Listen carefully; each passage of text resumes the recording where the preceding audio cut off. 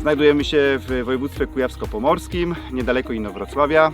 Za mną piękna plantacja odmiany RGT Paradise. Jak widzimy, rzepak jest aktualnie w fazie pełnego kwitnienia. Odmiana przezimowała doskonale.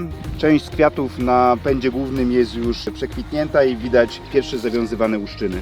RGT Paradise to odmiana o średnim terminie kwitnienia. Dzięki temu bardzo dobrze omija momenty wystąpienia ujemnych temperatur. Kwiaty nie zostały tutaj uszkodzone przez mróz. Potencjał plonu jest bardzo wysoki. Odmiana RGT Paradise doskonale sprawdza się na różnych stanowiskach, w różnych warunkach klimatyczno-glebowych. Sprawdza się także na tych słabszych stanowiskach, gdzie występują okresowe niedobory wody.